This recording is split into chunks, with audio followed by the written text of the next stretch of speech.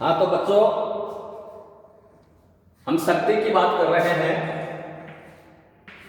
तो आज शक्ति के प्रकार, शक्ति को काम में लेने की विधियां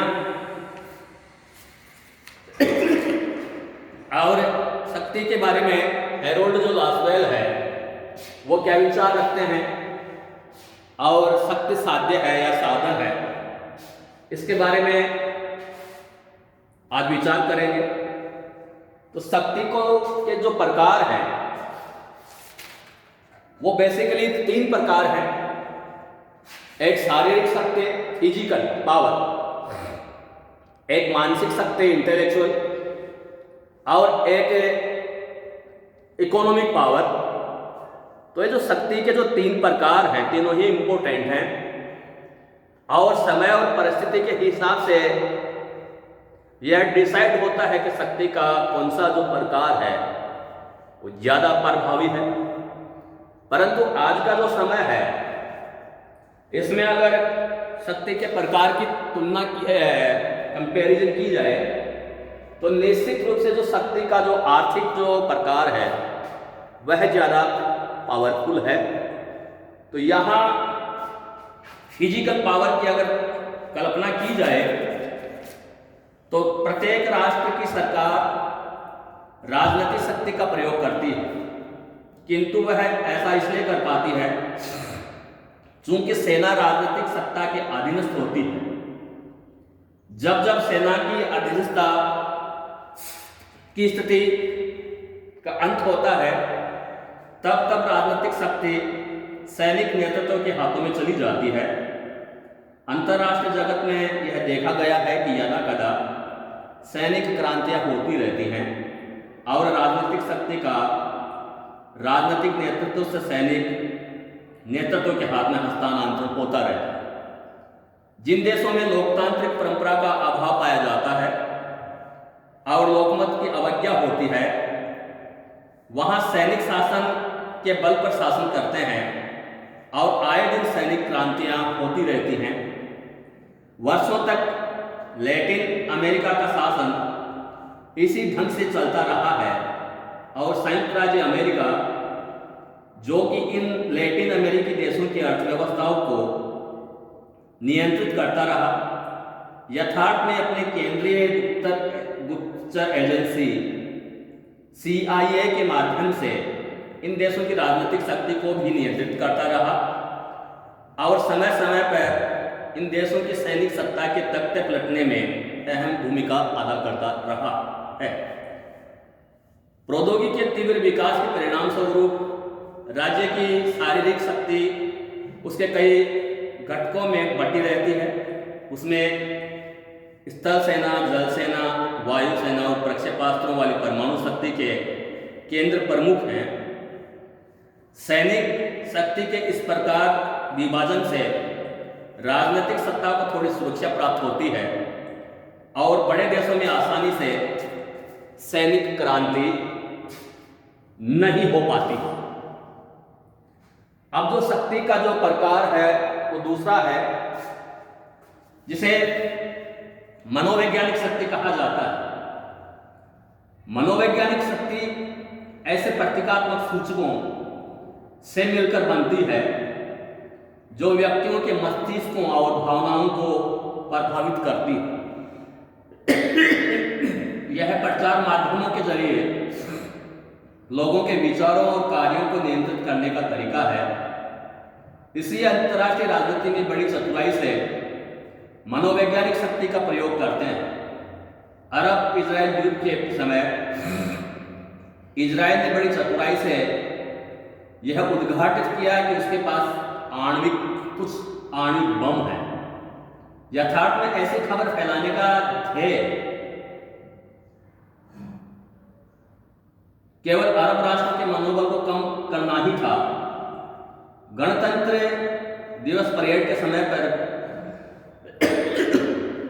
भारत प्राय विभिन्न टैंकों और विशिष्ट हथियारों का प्रदर्शन करता है जिसका उद्देश्य पड़ोसियों को दिखाना है कि अब भारत सैनिक दृष्टि से काफी शक्तिशाली है।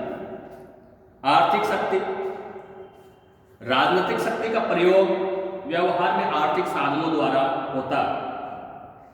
किसी भी राज्य का विदेशी व्यापार केवल अपनी वस्तुओं का विक्रय करना और विदेशी मुद्रा कमाने मात्र से ही संबंधित नहीं होता है, अपितु व्यापार के माध्यम से उस देश में अपनी राजनीतिक शक्ति का विस्तार करना भी अन्य महत्वपूर्ण ध्येय होता है।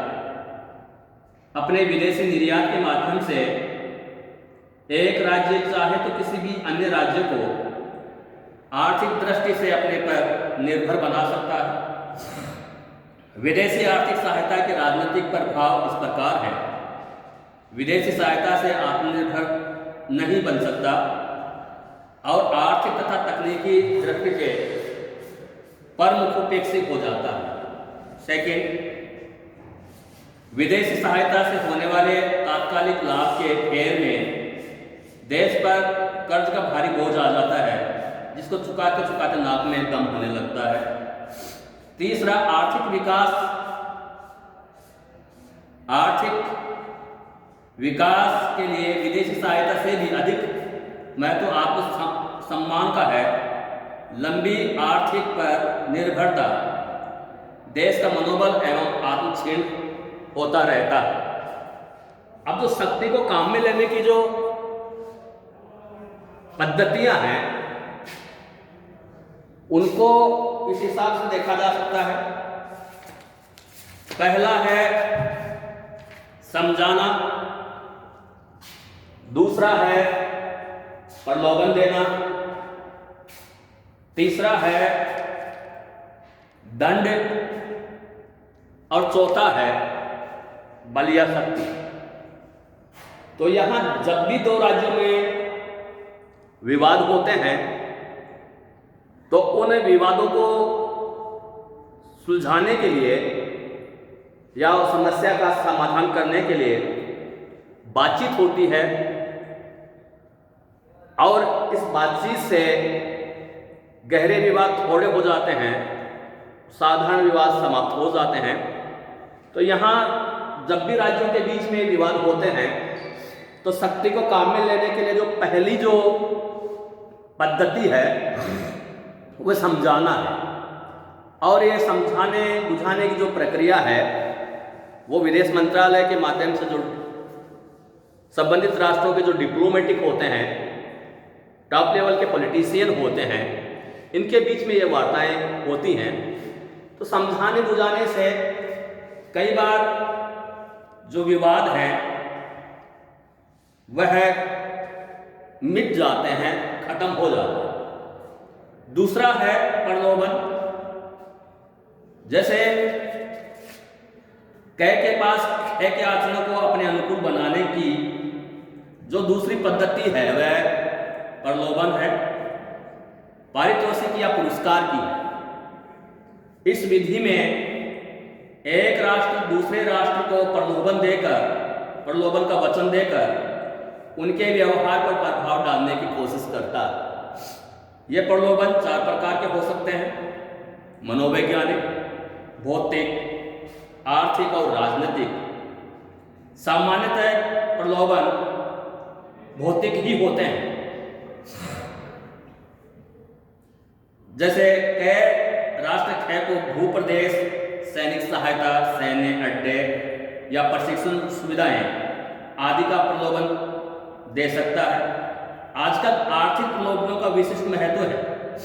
एक राष्ट्र दूसरे को अपनी तरफ मिलाने के लिए उसे कर्ज तथा सहायता के रूप में धन दे सकता है, जैसे वर्तमान में चीन कर रहा है। चीन ने पाकिस्तान या अन्य जो अफ्रीकन जो स्टेट हैं उनको इतनी भारी मात्रा में आर्थिक सहायता दे रखी है कि ये देश चीन के क्या है कर्जदार हैं, और चीन के हिसाब से ही क्या है कि इनकी नीतियां बनती हैं। शक्ति के प्रकार का जो तीसरा, शक्ति को काम में लेने का जो तीसरा जो विधि है वो दंड है। तो शक्ति को प्रयोग में लाने का तीसरा तरीका दंड की धमकी देना है। यदि खे समझाने और प्रलोभन के बावजूद यह काम करता है जिसे कै उस स्थिति में खे को दंड की धमकी दे सकता है। अंतरराष्ट्रीय राजनीति में दंडात्मक कार्यों की कार्यान्विति आए दिन होती रहती है, परंतु दंड को प्रभावशाली बनाने के लिए आवश्यक है कि उसकी केवल धमकी दी जाए और उसे प्रयोग में ना लाया जाए। चौथा दंड, ये बल या शक्ति का प्रयोग। शक्ति के प्रयोग में लाने का अंतिम तरीका बल है, किंतु दंड और बल प्रयोग में भेद करने की आवश्यकता है। दंड के निरोध के रूप में धमकी दी जाती है, परंतु जब सचमुच इस धमकी को अमल में लाया जाता है तो यह बल प्रयोग बन जाती है। अंतरराष्ट्रीय राजनीति में बल प्रयोग का सबसे अधिक उग्र रूप युद्ध है। वस्तुतः वह बल प्रयोग का अंतिम चरण है। उसका प्रयोग केवल उस समय होता है जब संबद्ध राष्ट्र को समझाने से अथवा घूस से अथवा धमकी से अपने आचरण को बदलने के लिए बाध्य नहीं किया जा सकता। शक्ति के प्रयोग के साधन के रूप में बल का प्रयोग का सहारा आखिरी हथियार के रूप में लिया जाता है। तो बच्चों, आज इतना ही। बाकी कल